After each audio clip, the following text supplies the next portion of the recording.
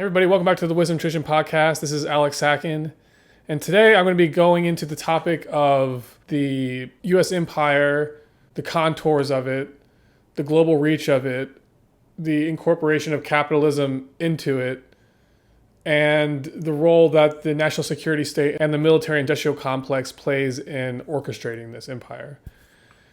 And the material in this video is based on the material I just finished putting out as part of an 11-part series on the secret history of the 20th century. And that chapter, or that series, is itself part of a larger book project called Philosophy, Its Origin, Purpose, and Destiny. And this is one of the last chapters in it.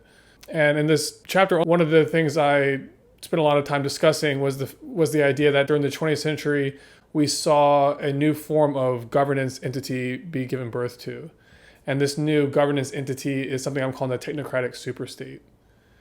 And it emerged incrementally over the first few decades of the 20th century and really was formally given birth to during World War II and after World War II.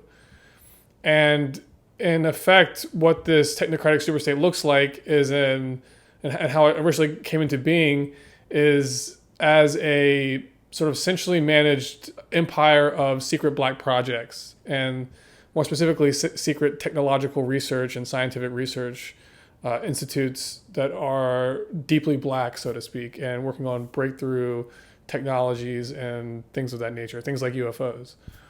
And this secret research entity exists as a type of government apart. It's outside of democratic control, but it's so classified and concealed it's outside of the awareness of most of the national security state and most of the architecture of U.S. empire and the U.S. military-industrial complex.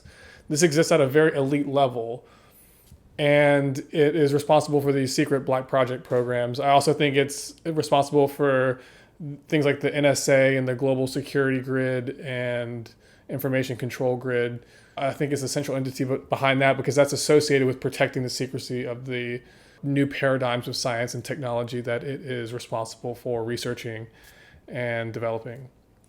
So the 20th century saw this new type of entity be given birth to on the world stage. And it exists alongside the public institutions of democracy. And it also exists alongside and within the global institutions of capitalism and the various networks of cartels and oligarchs that control that. But it's autonomous unto itself. And in my opinion, it is the central orchestrator of U.S. empire. And it's technocratic because it is a mix between governance and bureaucracy and science and technology, but it's running on more of a scientific logic. It exists almost like a think tank, and its approach to governance is something along the lines of social engineering. So in this series, I'm going to be exploring this topic. I just wrote about it over this long series of articles. So now I'm going to be overviewing a lot of clips from different thinkers and authors and researchers who I drew from over the course of writing those articles. So now we're going to hear from them in their own words about the architecture of this new entity that was given birth to in the 20th century. Without further ado, I want to start with the clips I'm going to be going into. The first one is from a very significant figure in terms of researching geopolitics. His name's John Perkins. He was a so-called economic hitman back in the 70s, and that meant that he worked as part of the secret machinery of U.S. empire, and his particular role was to sort of covertly, under the auspices of U.S. corporations, to go in and basically bribe foreign politicians and get them to play ball with U.S. foreign policy, which was basically for U.S. corporations to come in and occupy their key industries and to take political control of the country and have the government be basically a proxy.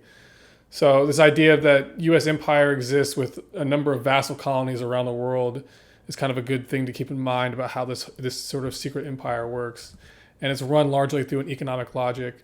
And so that's what he's going to be talking about in this video. He's going to be talking about how there's a secret U.S. empire and there is a heavily corporate and financial component to it. And that's involved with masking the fact that there is this empire. It's run secretly because it's run on a private basis. And as we'll be going into further, it's supported by this architecture of black projects and covert projects. and things of that nature. So without further ado, let's hear from John Perkins, and then I'll be back with some commentary. It's very fair to say that the modern empire is created secretly with a sort of invisible hand, invisible operations. In the past, all the old empires, the British Empire, the Spanish, the Portuguese, the Romans, everybody knew that those empires were being created. Countries sent their young men off to conquer other lands, and everybody bragged about it. There was always a justification, spreading civilization, spreading Christianity, something along those lines. But the fact of the matter is, everybody knew what was going on. Well, today, this empire that's been created, most people living in the United States, for example, have no idea that we've been doing this, that they are benefiting from the fruits of terrible exploitation of human and natural resources around the planet. People don't know this. And frankly, I think this is a huge threat to democracy, because a democracy is built on the proposition that you have an informed electorate. And if your electorate doesn't understand this most basic policy of foreign affairs, then it's not informed. And if we're not informed, then how do we vote democratically? All right, here we see that he's talking about basically this idea that, overtly America is a nation state with a democracy, and we engage with other nations on that type of level of equality. Actually, covertly, there's this vast infrastructure that's put in place around the world that's being run out of America and American corporations and banks, and this is like a global empire, but it's economic in basis. The corporatocracy is this group of individuals, men mostly, few women, who run our biggest corporations. And they really act as the emperor of this empire. They control our media, either through direct ownership or advertising. They control most of our politicians because they finance their campaigns, either through their corporations or through personal contributions that come out of the corporations. And they're not elected. They don't serve a limited term. They don't report to anybody. They really very, very much are running things. And they work under the premise that they should maximize profits regardless of the environmental and social costs. At the very top of the corporatocracy, you really can't tell whether a person's working for a private corporation or the government because they're always moving back and forth. So, you've got a guy who one moment is the president of a big construction company like Halliburton, and the next moment he's vice president of the United States, or the president who is in the oil business. And this is true whether you've got Democrats or Republicans in the office. You have them moving back and forth through the revolving door. And once again, it's that corporatocracy. And you've got the people moving back and forth between these things, working with each other. So the big corporations almost always have financial people on their boards, and the big financial institutions almost always have corporate people on their boards. And there's this interweaving and intermeshing at the very, very top. And then all of them, at one point or another, probably work for the government or with the government. And the government people come into the banking system or the corporate system when they retire from government. And then maybe they go back again at some point in time. And in a way, our government is invisible a lot of the time, and its policies are carried out by our corporations on one level or another. And then again, the policies of the government are basically forged by the corporatocracy and then presented to the government. They become government policy. So it's an incredibly cozy relationship and a very dangerous relationship. So it's a very insidious and I'd have to say a corrupt system. A system that just feeds into the hands of what we call the corporatocracy, and to a large degree works against everybody else in the world. In this next clip, he's going to talk about how he participated as a covert operative in this system for a period as a economic hitman. And this means that he was involved with moving into an area kind of covertly under the disguise of private banks and corporations. He would go in and meet with the leaders of foreign nations in Latin America and the Middle East, and he would be involved with bribing their politicians and basically trying to get them to play ball with this economic empire that America was running. And part of that means allowing American banks to control their nation's resources. We economic hitmen really have been the ones responsible for creating this first truly global empire. And we work many different ways. But perhaps the most common is that we will identify a country that has resources our corporations covet, like oil, and then arrange a huge loan to that country from the World Bank or one of its sister organizations. But the money never actually goes to the country. Instead, it goes to our big corporations to build infrastructure projects in that country, power plants, industrial parks, ports, things that benefit a few rich people in that country, in addition to our corporations, but really don't help the majority of the people at all who are too poor to use much electricity, or the ports, or don't have the skills to get jobs in industrial parks. However, those people, the whole country is left holding a huge debt. It's such a big debt they can't repay it, and that's part of the plan, that they can't repay it.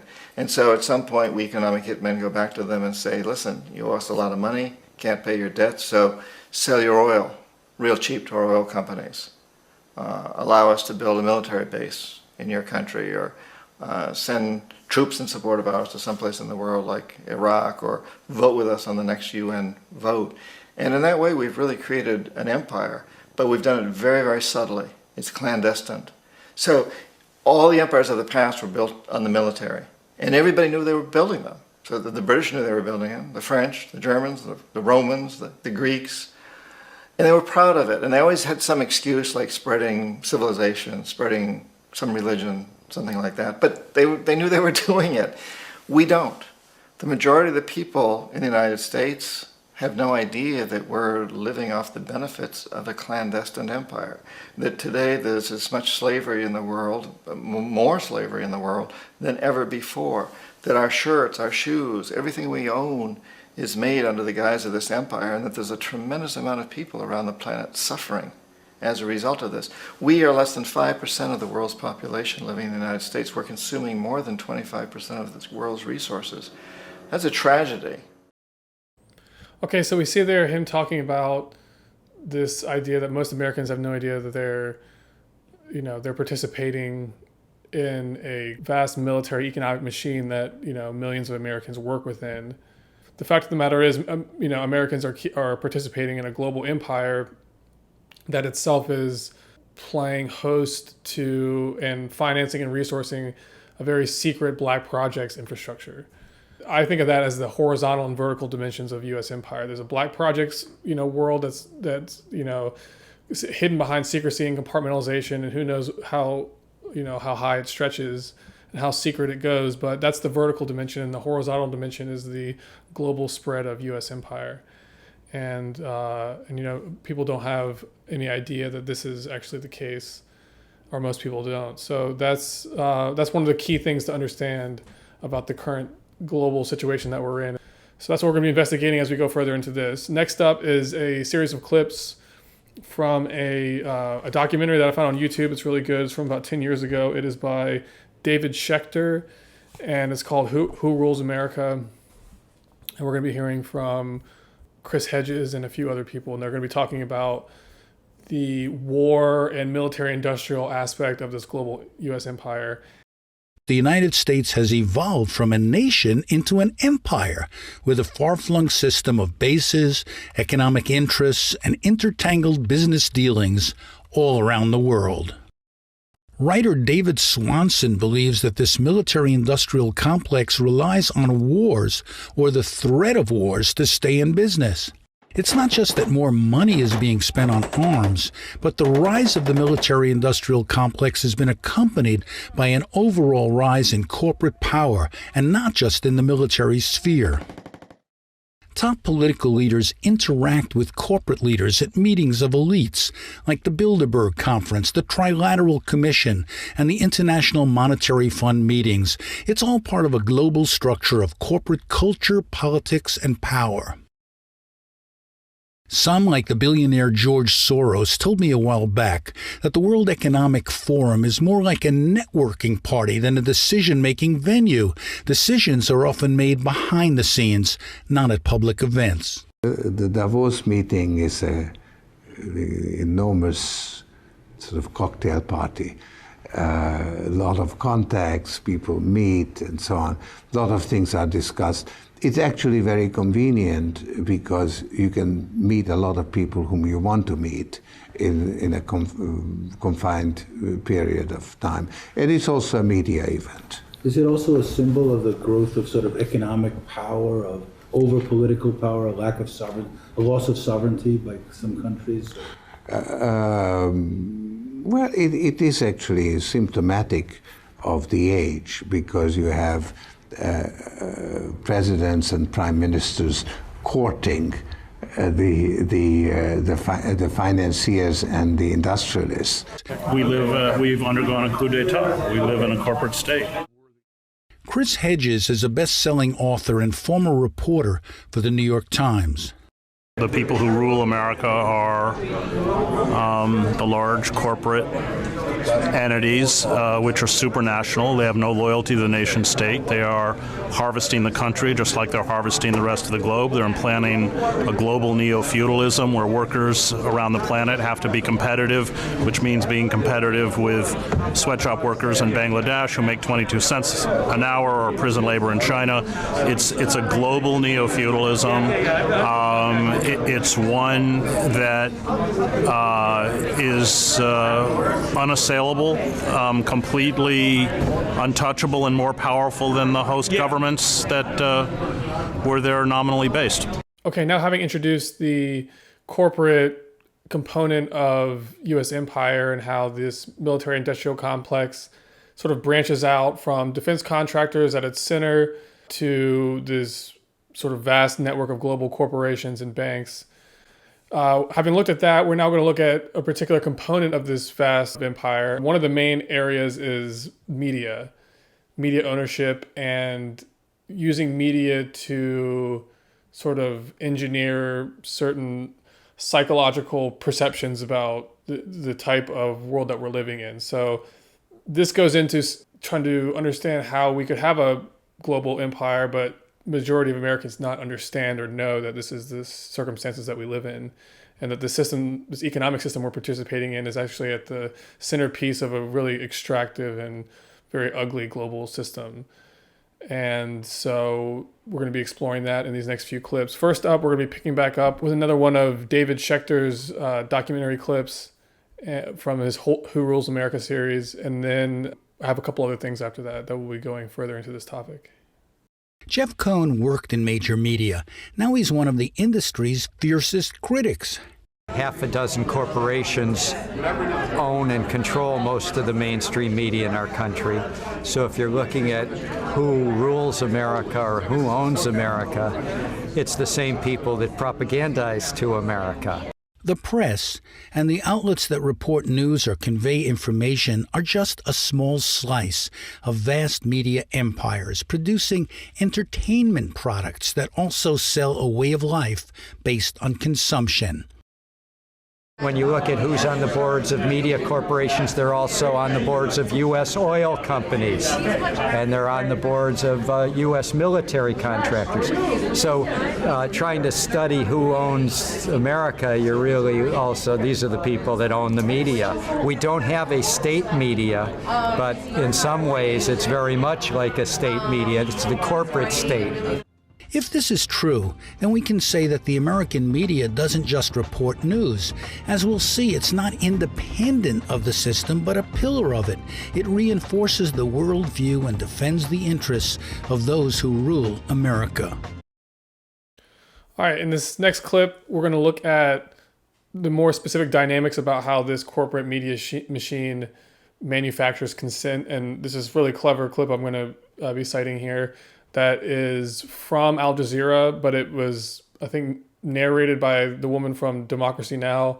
And it's about Noam Chomsky's work, Manufacturing Consent. And this goes into the architecture of how this media machine, it's owned by corporations, but it seems to serve a central sort of command structure. So ultimately, it's run out of the national security state, but it's run through this sort of corporate cartel of media companies.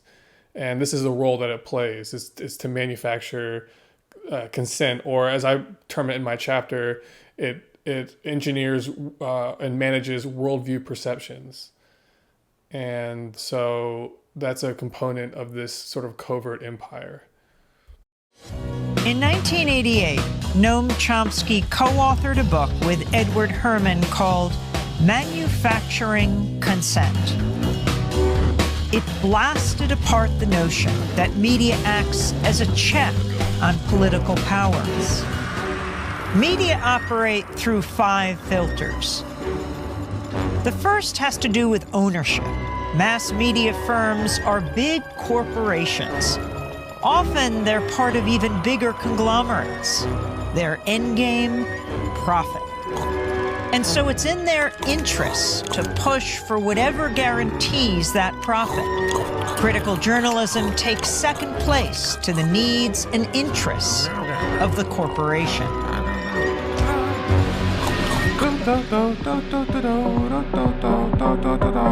The second filter exposes the real role of advertising. Media costs a lot more than consumers will ever pay. So who fills the gap? Advertisers. And what are the advertisers paying for? Audiences. And so it isn't so much that the media are selling you a product, their output. They're also selling advertisers a product, you. How does the establishment manage the media? That's the third filter. Journalism cannot be a check on power because the very system encourages complicity. Governments, corporations, big institutions know how to play the media game. They know how to influence the news narrative. They feed media scoops, official accounts, interviews with the experts. They make themselves crucial to the process of journalism. So those in power and those who report on them are in bed with each other. If you want to challenge power, you'll be pushed to the margins. Your name won't be down. You won't be getting in. You've lost your access. You've lost the story. When the media, journalists, whistleblowers, sources, stray away from the consensus, they get flagged. That's the fourth filter. When the story is inconvenient for the powers that be, you'll see the flak machine in action, discrediting sources, trashing stories, and diverting the conversation. To manufacture consent, you need an enemy, a target. That common enemy is the fifth filter. Communism, terrorists, immigrants, a common enemy. A boogeyman to fear helps corral public opinion. 5 filters, one big media theory. Consent is being manufactured all around you, all the time. So there we see how the media is really used as an instrument of empire and of large-scale imperial objectives. You know, they're formulated centrally, and then they're sold to the population, and they're sort of installed upon the population. It is something that the population doesn't even really see, you know, the scope of what's happening, and starts to tell themselves a different story about the system that they're participating in. And so that's the role of the media, is to manufacture consent in that system. So I want to pick up on this theme more in this next clip. We're going to hear from Catherine Austin Fitts, who's a financial analyst who I like a lot and have a lot of respect for. She talks here in these upcoming clips about how the financial media, you know, its role is to not report on what's actually happening in the industry, but to sell you on a perspective about what the financial system is and what its purpose and role is. And the idea that it's part of a free market society, it's not. It's this very centrally managed and centrally controlled instrument of this sort of vast machinery of empire. And so that's what we're going to hear now. We live in a world where there's an official reality versus reality. And the job of media has become to affirm that official reality, police that official reality, and destroy or trash any person or vision that starts to educate people about reality. The mainstream financial media today is really a tool to help harvest you. The goal of the corporate infrastructure is to lead and manage a very centralized system. We're watching a process where governance of resources and resource allocation is being shifted into a small number of hands and being managed through private corporations and investment.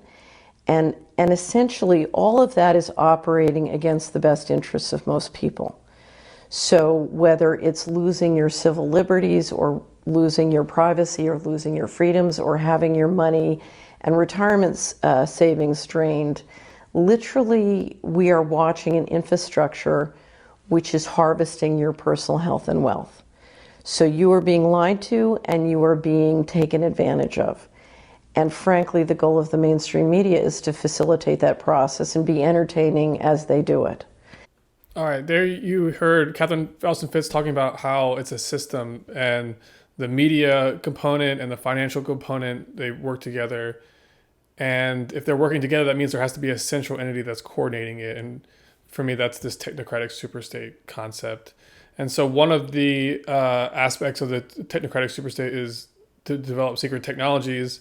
And then a second component is to orchestrate a global empire that's outwardly capitalistic, but inwardly run on national security grounds.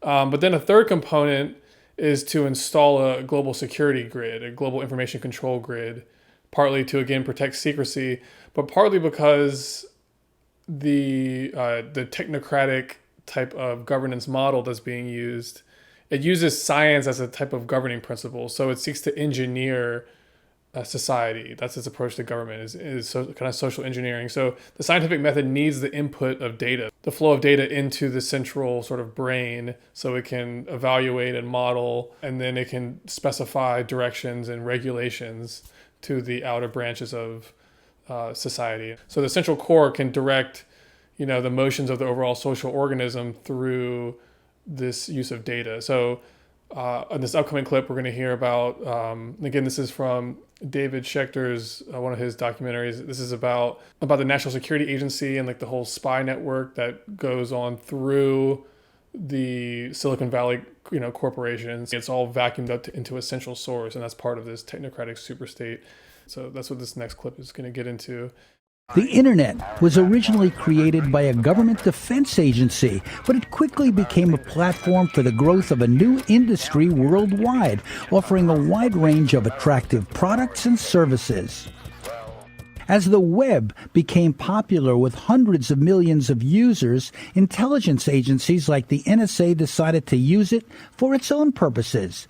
An instrument for global communication soon became a tool for massive spying, part of a surveillance industrial complex. The vast super-secret National Security Agency took to the Internet like a fish takes to water. There is an often invisible but deep connection between a high-tech government intelligence service and the corporate world, as well as tensions between the companies, their customers, and the government. It works on many levels. First, the intelligence agency works with thousands of businesses who offer services and provide contractors. Some of the big ones are on an NSA advisory panel, and others are deeply complicit with its global spying and surveillance mission. At the same time that many are criticizing government spying, customers are pressuring their phone and internet companies, accusing them of violating their privacy. Here's one case documented in this chart shown in a lawsuit proving that AT&T set up a special room to intercept calls the government wanted to spy on. Now in this next clip, we're going to hear from Catherine Felsen-Fitz, and she's going to talk about this sort of invisible grid of information that is not only managing the media, but also interfacing with the financial system. The whole thing is sort of one global social engineering structure. Sometimes I see the world as Disney World, although I've never been to Disney World. But I had a friend who took the tour of the parallel universe underneath Disney World that is used to manage and create the upper level. And so above ground, you have Minnie and Mickey and the Magic Castle, and below ground, you have a whole parallel universe of people who are rigging this lovely, make-believe world upstairs. And to me, reality is a combination of both of them, and Minnie and Mickey are up there in the official reality. And a lot of that is engineered through the systems. And so, for example, you could never have stolen $21 trillion or whatever the number is, whether it's laundering the 21 trillion in or laundering it out. You could never have done that without digital systems. You could never have run all the money secretly, whether it was fiat currency, slush funds, hidden system of finance, black budget, the systems, particularly the information systems, but all the communication systems, whether it's the post office, courier, satellites. All of these systems are essential to running an official reality very differently than the real reality. And it all comes down to being able to optimize your financing in total reality and use it to construct and manage and police the official reality. All right, in this next clip, we're going to hear from somebody who in the 1970s was one of the first real public sort of revealers of this new doctrine, this new governance paradigm of technocracy. This is Zbigniew Brzeziński. He's someone who I cited in my series of articles. So in this clip here, he's going to reference what Catherine Austin Fitts was just talking about, this idea that all the data is being funneled into a central source. He's going to acknowledge the fact that this is true. And but he's going to say, he's going to be kind of coy about it. He's going to be like, we don't really know what this means or if it's thought out. But actually in the 1970s, he wrote a book on technocracy. So, I think he's so calm and casual about when he talks about this data mining operation, because he understands that it's being funneled into a central technocratic entity who's doing the processing and the modeling and is gradually gaining control over the economic order. Something is happening to our information or our storage of information that we don't quite understand or necessarily know the point of origin. And clearly that indicates that someone is taking advantage of modern technology to learn not only what kind of weapons we have, which is the traditional responsibility of intelligence, but what it is that we're doing and what is it about us that makes the relationship, the given relationship, particularly vulnerable for us. Well, that's a whole new dimension, which we haven't yet thought through, for which we don't have really systematic strategic remedies. It's a new age in that respect. So, like he was saying, it is a new age. We're entering a new age, and this new governance paradigm has been born into the world. As we move into a sort of a post-capitalist world order and an era of global governance, this paradigm of technocracy is going to play a more and more dominant role in organizing the structure of our economic life. So in this next clip, Patrick Wood, who is a prominent researcher on the subject of technocracy, in this clip, which is taken from a Corbett Report documentary, he's going to talk briefly about what this whole global capitalist economic empire is headed towards, is actually installing something that's going to be post-capitalistic and is more having to do with this idea of technocracy and global governance based on these scientific principles, scientific management of resources, scientific engineering of the economy and the energy systems. And so that's what he's going to be discussing here. There's two levels, and the way I look at technocracy, there's two levels operating at the same time. There's the operational side of it that has to do with things like smart grid, that have to do with things like various technocratic innovations. Surveillance is another big hot button for technocracy. These are operational issues. From a strategic point of view, it's a different view of where it's headed.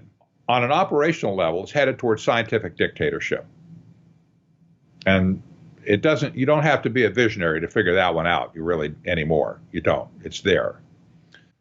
And that's what sustainable development is all about, is taking the resources of the world away from you and me, away from private companies that aren't part of the clique, if you will, and putting them into a global common trust that will be managed by them for their benefit. This is really nothing more than neo-feudalism, again, where the resources are owned by a few and everybody else gets to operate with those resources at their pleasure and discretion. All right, having now laid out the architecture of U.S. empire and looked at the components of it. I'm going to end things here, and then we're going to pick it back up in the follow-up episode. And there we're going to start going into the Black projects world that has really been responsible for driving this new technocratic machinery.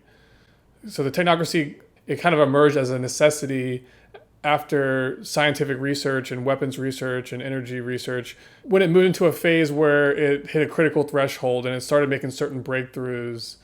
And the breakthroughs were so profound, both to the social order and to what it means for warfare. All of a sudden, this logic comes about where now you have to keep this secret. You have to create a world that's safe for these technologies to eventually be brought out in. And you have to do, this empire covertly because you have to keep these technologies secret. So this new logic comes on board after technology hits a certain point. And so that's really what the story of this technocracy is it kind of arises out of a necessity. And one of the necessities is secrecy and compartmentalization. And that sets the stage for a whole shadow realm of activities to come about. And these are inevitable byproducts of this system that's being put into place, this secret system. So anyway, I'm going to end this episode here, and then we'll pick back up with this in the second part of this series. And once again, thank you for tuning in. This is Alex Sakin and the Wisdom Tradition Podcast.